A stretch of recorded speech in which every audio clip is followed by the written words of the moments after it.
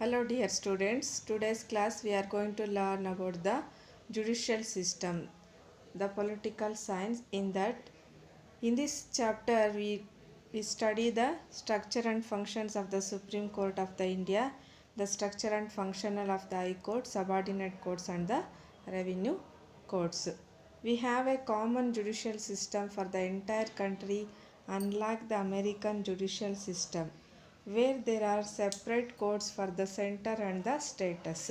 Our judiciary is independent of the guidance of the legislature and executive. The high court, subordinate courts, and the district courts function under the Supreme Court.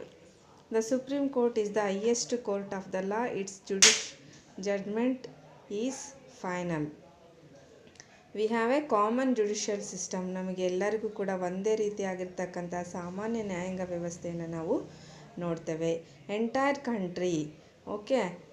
Country unlike the American judicial system where there is a separate courts for the centre and the states. Central ಲೆವೆಲಲ್ಲಿ ಮತ್ತು state ಲೆವೆಲಲ್ಲಿ separate ಆಗಿರ್ತಕ್ಕಂತಹ ನ್ಯಾಯಾಂಗ ವ್ಯವಸ್ಥೆಯನ್ನು ನೋಡ್ತಾ ಹೋಗ್ತೀವಿ. Our judiciary is independent of the guidance of the legislature and the executive. ನಾವು ಶಾಸಕಾಂಗ ಮತ್ತು ಕಾರ್ಯಾಂಗದಿಂದ ಬೇರ್ಪಟ್ಟಿರ್ತಕ್ಕಂಥ ನ್ಯಾಯಾಂಗ ವ್ಯವಸ್ಥೆಯನ್ನು ನೋಡ್ತೀವಿ. ನ್ಯಾಯಾಂಗ ವ್ಯವಸ್ಥೆ ಅನ್ನತಕ್ಕಂಥದ್ದು ಅದರದೇ ಆಗಿರ್ತಕ್ಕಂಥ ಒಂದು ಸ್ವತಂತ್ರ ವ್ಯವಸ್ಥೆ ಅಂತ ಹೇಳ್ಬೋದು. The high courts and the subordinates courts and the district courts function under the supreme courts. ಪ್ರತಿಯೊಂದು ರಾಜ್ಯದ ಹೈಕೋರ್ಟ್ಗಳು ಮತ್ತು ಸಬಾರ್ಡಿನೇಟ್ ಕೋರ್ಟ್ಸ್ಗಳು ಮತ್ತು ಡಿಸ್ಟ್ರಿಕ್ಟ್ ಕೋರ್ಟ್ಸ್ಗಳು ಸುಪ್ರೀಂ ಕೋರ್ಟ್ನ ಅಂಡರಲ್ಲಿ ಕೆಲಸವನ್ನು ಮಾಡ್ತವೆ. The supreme court is the highest court of law. It is the judgement is the final. Supreme court ಅಂತಕ್ಕಂಥದ್ದು ದೊಡ್ಡದಾಗಿರ್ತಕ್ಕಂಥ ಕೋರ್ಟ್ ಆಗಿದ್ದು ಇಡೀ ದೇಶದ ಒಂದು ನ್ಯಾಯಾಂಗ ವ್ಯವಸ್ಥೆಯನ್ನು ನಡೆಸ್ಕೊಂಡು ಹೋಗ್ತದೆ. ಜಡ್ಜ್ಮೆಂಟ್ ಯಾವುದೇ ಒಂದು ಜಡ್ಜ್ಮೆಂಟ್ ಸುಪ್ರೀಂ ಕೋರ್ಟಲ್ಲಿ ಬಂದಿದೆ ಅಂದರೆ ಅದೇ ಒಂದು ಫೈನಲ್ ಡಿಸಿಷನ್ನು ಕೂಡ ಆಗಿರುತ್ತೆ. ಸೊ ನಾವು ಸುಪ್ರೀಂ ಕೋರ್ಟನ್ನು ನಮ್ಮ ದೇಶದ ಡೆಲ್ಲಿಯಲ್ಲಿ ನೋಡ್ತೇವೆ. The supreme court came into existence by an act of the parliament on January 28, 1950. It is in New Delhi. Where it is? It is in New Delhi. When it is came into existence? In January 28, 1950. So, the President appoints the Chief Justice and the other judges of the Supreme Court. ನಮ್ಮ ರಾಷ್ಟ್ರಪತಿಗಳು Supreme ಕೋರ್ಟ್ನ ನ್ಯಾಯಾಧೀಶರನ್ನು ಆರಿಸ್ತಾರೆ. At present there are 31 judges including the chief justice. ನಮ್ಮ ಭಾರತದಲ್ಲಿ ಇರ್ತಕ್ಕಂಥ supreme ಕೋರ್ಟ್ನಲ್ಲಿ 31ಕ್ಕೂ ಹೆಚ್ಚಿನದಾಗಿರ್ತಕ್ಕಂಥ ನ್ಯಾಯಾಧೀಶರನ್ನು ನೋಡ್ತೀವಿ. ಒಬ್ಬ ಚೀಫ್ ಜಸ್ಟಿಸ್ ಕೂಡ ಅದರಲ್ಲಿ ಇರ್ತಾರೆ. ನೋಡ್ರಿ, ನಾವು ಚಿತ್ರದಲ್ಲಿ ನೋಡ್ತಾ ಇದ್ದೀವಿ ಇಷ್ಟವರೆಗೂ ಆಗಿರ್ತಕ್ಕಂತಹ ಜಸ್ಟಿಸ್ಗಳನ್ನ. Justice H.L. Dattu, justice T.S. Justice ಇನ್ ಥಾಕೂರ್, ಜಸ್ಟಿಸ್ ಜಾನ್ Singh and justice Deepak Mishra, justice Ranjan Gogoi, justice Sharad Arvind Bobde, justice N.V. Ramana and justice U.U. Lalit. So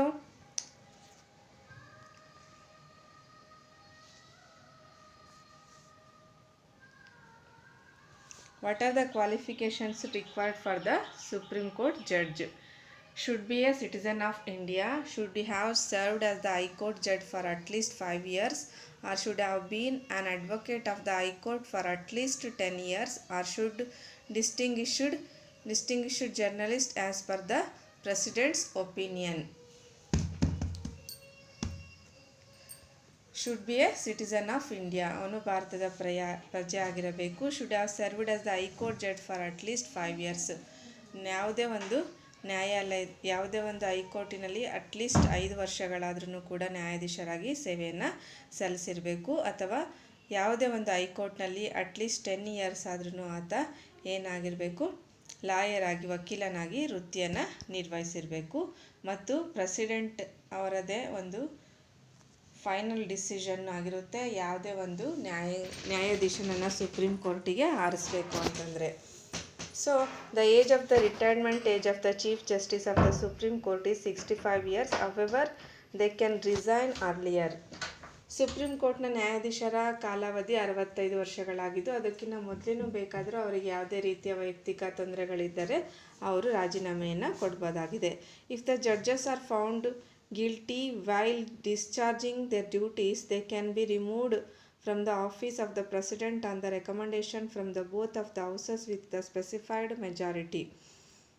ಆತನ ಒಂದು ಕರ್ತವ್ಯದಲ್ಲಿ ಯಾವುದೇ ಲೋಪದೋಷಗಳು ಕಂಡು ಬಂದಲೇ ಈ ಎರಡು ಸದನಗಳ ಒಂದು ಒಪ್ಪಿಗೆಯ ಮೇಲೆಗೆ ಮೆಜಾರಿಟಿ ಮೇಲೆಗೆ ರಾಷ್ಟ್ರಪತಿಗಳು ಆತನನ್ನು ಅಧಿಕಾರದಿಂದ ಯಾವುದೇ ಟೈಮಲ್ಲಿ ಬೇಕಾದರೂ ವಜಾ ಮಾಡಬಹುದಾಗಿದೆ. After their resignation or the retirement, the judges cannot practices before any court. Their salaries and the allowances are decided by an act of the parliament. After the resignation and the retirement, the judges cannot practice before any court. Resignation ಕೊಟ್ಟಾದಮೇಲೆ ಮತ್ತೆ ಜಡ್ಜ್ನ ಹುದ್ದೆಗೆ resignation ಕೊಟ್ಟ ಮೇಲೆ ಯಾವುದೇ ಕೋರ್ಟ್ನ ಅಡಿಯಲ್ಲಿ ಆತ ಮತ್ತೆ ವಕೀಲನಾಗಿ ವೃತ್ತಿಯನ್ನು ಆರಂಭಿಸೋ ಹಾಗೆ ಇಲ್ಲ.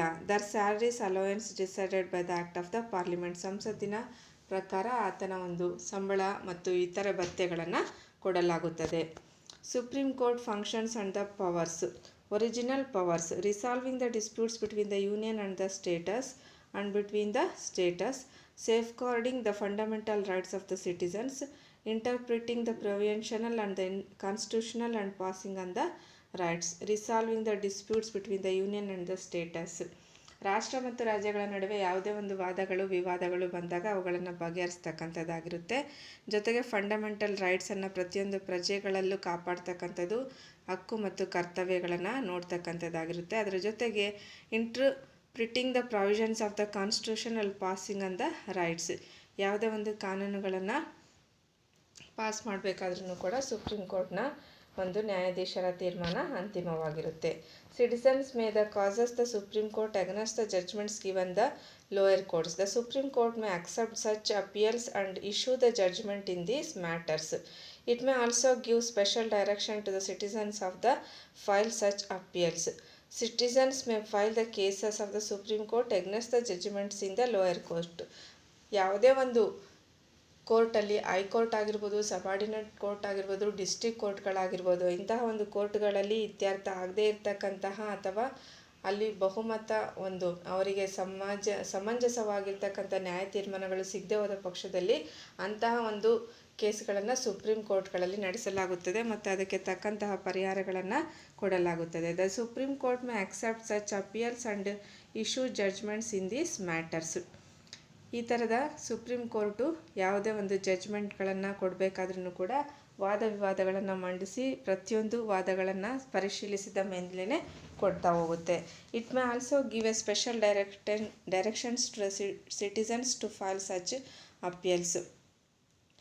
ಪ್ರತಿಯೊಂದು ಕೋರ್ಟಿಗೂ ಕೂಡ ಮತ್ತು ಯಾವುದೇ ಒಂದು ಪೌರನಿಗೂ ಕೂಡ ಅದರದ್ದೇ ಆಗಿರ್ತಕ್ಕಂತಹ ಒಂದು ಹಕ್ಕು ಬಾಧ್ಯತೆಗಳನ್ನು ಡೈರೆಕ್ಷನ್ಸ್ಗಳನ್ನು ಸುಪ್ರೀಂ ಕೋರ್ಟ್ಸು ತೋರಿಸ್ತಾ ಹೋಗುತ್ತೆ ಅಂತ ಹೇಳ್ಬೋದು.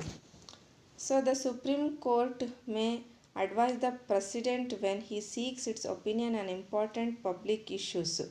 ಸುಪ್ರೀಂ ಕೋರ್ಟು ರಾಷ್ಟ್ರಪತಿಗಳಿಗೆ ಯಾವುದೇ ಒಂದು ಇಂಪಾರ್ಟೆಂಟ್ ಪಬ್ಲಿಕ್ ಇಶ್ಯೂಸ್, ಸಾರ್ವಜನಿಕವಾಗಿ ಯಾವುದೇ ಒಂದು ವಾದಗಳು ನಡೆದಾಗ ಅದ್ರ ಬಗ್ಗೆ ಪ್ರಶ್ನಿಸ್ತಕ್ಕಂಥ ಹಕ್ಕು ಇರುತ್ತೆ. The president may consult the supreme court for the advice on the matters related to the agreement and contracts entered by the government formed before the implementation of this constitution. ಯಾವುದೇ ಒಂದು ಅಗ್ರಿಮೆಂಟ್ಗಳಾಗಿರ್ಬೋದು, ಕಾಂಟ್ರಾಕ್ಟ್ಗಳಾಗಿರ್ಬೋದು, ಅದು ಗೌರ್ನಮೆಂಟಿಗೆ ಸಂಬಂಧಪಟ್ಟಿದ್ದಂತಹದ್ದಾಗಿರ್ಬೋದು, ಅದರ ಯಾವುದೇ ಒಂದು ವಾದ ವಿವಾದಗಳು ಇದ್ದಾಗ ಅದನ್ನು ಪ್ರೆಸಿಡೆಂಟ್ ರಾಷ್ಟ್ರಪತಿಗಳ ಒಂದು ಸಲಹೆಯ ಮೇರೆಗೆ ಸುಪ್ರೀಂ ಕೋರ್ಟ್ನಲ್ಲಿ ತೀರ್ಮಾನಿಸಲಾಗುತ್ತೆ. ರಾಷ್ಟ್ರ ಮತ್ತು ರಾಜ್ಯಗಳ ನಡುವೆ ಏನಾದರೂ ವಿವಾದಗಳು ಇದ್ದಾಗ ಅಂತಹ ಒಂದು ವಿವಾದಗಳನ್ನು ಕೂಡ ಸುಪ್ರೀಂ ಕೋರ್ಟು ಇತ್ಯರ್ಥ ಮಾಡ್ತಕ್ಕಂತಹ ಒಂದು ಕರ್ತವ್ಯವನ್ನು ಹೊಂದಿರುತ್ತೆ. In addition, the Supreme Court functions and the powers. In addition to the above mentioned functions, the Supreme Court serves as the court of the records, chief advisor to the center and the states, has the power to issue the special rights.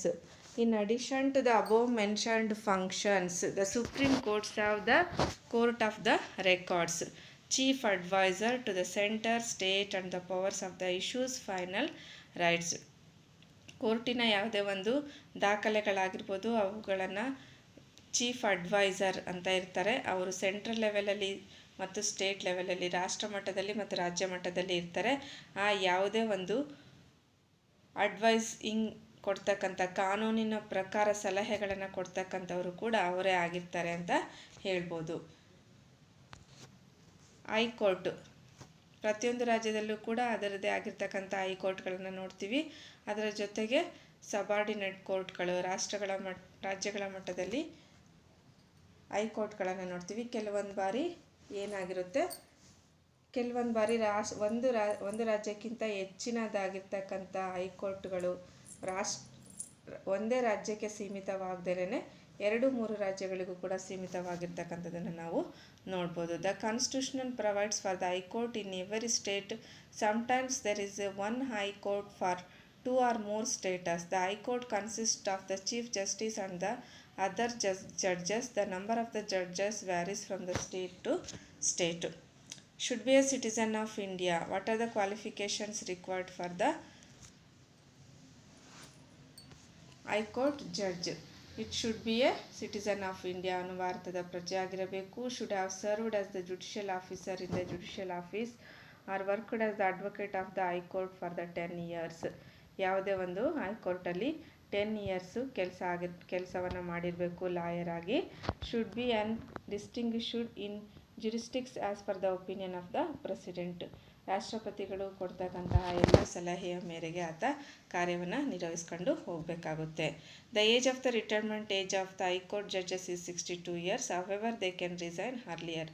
62 ವರ್ಷಗಳು ರಾಜೀನಾಮೆಯ ಅವರಿಗೆ ಒಂದು ಕೊಟ್ಟಿರ್ತಕ್ಕಂಥ ವಯಸ್ಸಾಗಿರುತ್ತೆ. ಅದಕ್ಕಿಂತ ಮೊದಲು ಕೂಡ ಅವರಿಗೆ ವೈಯಕ್ತಿಕ ಸಂದರ್ಭಗಳು ಬಂದಾಗ ಏನಾದರೂ ಇಶ್ಯೂಸ್ ಇದ್ದರೆ ಅವರು ರಾಜೀನಾಮೆಯನ್ನು ಕೊಡಬಹುದಾಗಿದೆ.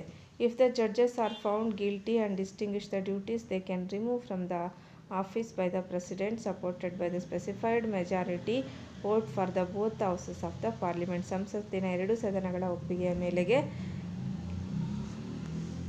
ವೃತ್ತಿಯಲ್ಲಿ ನಿರತರಾಗಿರ್ತಕ್ಕಂತಹ ಹೈಕೋರ್ಟ್ನ ನ್ಯಾಯಾಧೀಶರ ಮೇಲೆ ಯಾವುದೇ ಒಂದು ಆಪಾದಗಳು ಕಂಡುಬಂದಲ್ಲಿ, ಕರ್ತವ್ಯ ನಿರ್ವಹಿಸೋದ್ರಲ್ಲಿ ಲೋಪ ದೋಷಗಳು ಕಂಡುಬಂದಲ್ಲಿ ಅವರನ್ನು ಹುದ್ದೆಯಿಂದ ವಜಾ ಮಾಡಲಾಗುತ್ತದೆ. The High Court has power over whole state. Its functions are the original powers to resolve the civil and the criminal cases, naval and the maternal and contempt of the court cases. ಇದರಲ್ಲಿ original powers, criminal case, civil ಕೇಸ್ಗಳು ಮತ್ತು material ಕೇಸ್ಗಳು, ಈ ರೀತಿ ಎಲ್ಲ ರೀತಿಯಾಗಿರ್ತಕ್ಕಂಥ ಕೇಸ್ಗಳನ್ನು ಕೂಡ ನಾವು ಹೈಕೋರ್ಟ್ನಲ್ಲಿ ನಿಭಾಯಿಸೋದನ್ನು ನೋಡ್ತೇವೆ. To admit the appeals against the judgment passed by the subordinate courts in civil and the criminal cases. ಯಾವುದೇ ಒಂದು ಸಿವಿಲ್ ಮತ್ತು ಕ್ರಿಮಿನಲ್ ಕೇಸಸ್ಗಳನ್ನು ಕೂಡ ನಾವು ಎಲ್ಲ ರೀತಿಯ ಹೈಕೋರ್ಟ್ಗಳಲ್ಲಿ, ರಾಜ್ಯಗಳಲ್ಲಿ ನಿಭಾಯಿಸ್ತಕ್ಕಂಥದ್ದನ್ನು ನೋಡ್ತೇವೆ. To direct transfer of the cases from the lower courts to the high court. To supervise the working of the subordinate courts. To admit right petitions to safeguard the fundamental rights and other legal rights to the citizens. To appoint the staff and the regulating them. The direct transfer of the cases from the lower courts to the high court. Lower courts ಇಂದ ಹೈಕೋರ್ಟ್ಗಳಿಗೆ district ಕೋರ್ಟ್ಗಳು ಮತ್ತು subordinate ಕೋರ್ಟ್ಗಳಲ್ಲಿ ಇತ್ಯರ್ಥ ಆಗದೇ ಇರತಕ್ಕಂತಹ ಕೆಲವು ಕೇಸ್ಗಳನ್ನು ಕಳಿಸಲಾಗುತ್ತೆ. ಇಲ್ಲಿ ನೀವು ನೋಡ್ತಾ ಇದ್ದೀರಾ ಕೋರ್ಟ್ ಬಿಲ್ಡಿಂಗ್ನ, ನಮ್ಮ ಬೆಂಗಳೂರಿನ ಕೋರ್ಟ್ ಬಿಲ್ಡಿಂಗು. ಇದರಲ್ಲಿ ಕೋರ್ಟ್ ಕಾಂಪ್ಲೆಕ್ಸು ಶಿವಮೊಗ್ಗ ಕೂಡ ಕೊಟ್ಟಿದ್ದಾರೆ. So to admit the writ petitions and the safeguard of the fundamental rights and other legal rights to the citizens. To appoint the staff and regulating them. So these are all regarding the today's class. In next class we are discussed about the subordinate courts.